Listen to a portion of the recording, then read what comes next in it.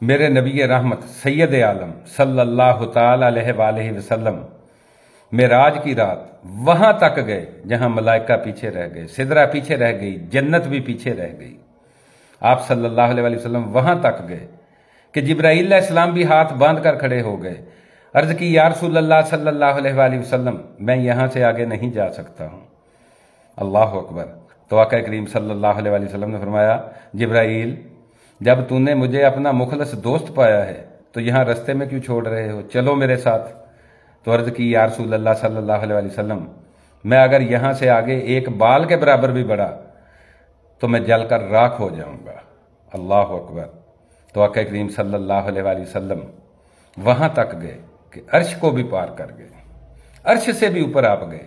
حضرت داتا گنج بخش علی حجویری رحمۃ اللہ علیہ اپنی کتاب میں لکھتے ہیں کہ اگر حضور صلی اللہ علیہ وآلہ وسلم کو اپنی امت کا خیال نہ ہوتا تو آپ صلی اللہ علیہ وآلہ وسلم جہاں تک گئے تھے آپ کبھی بھی واپس نہ لوٹتے۔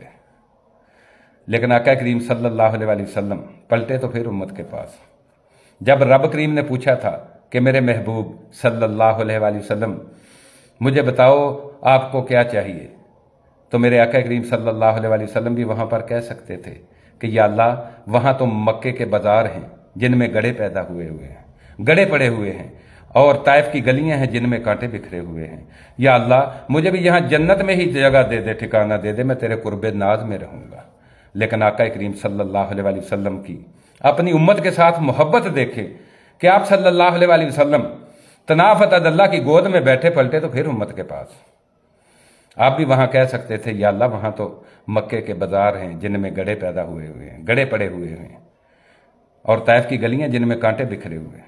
لیکن امت کی ساتھ محبت دیکھیں حضور کی کہ آپ صلی اللہ علیہ وآلہ وسلم تنافت اللہ کی گود میں بیٹھ کر پھر پلٹ کر امت کے پاس آ گئے۔ اسی لیے تو کہتے ہیں، سونیا تیرا جانا تو کمال تھا ہی، تیرا آنا بھی کمال ہے۔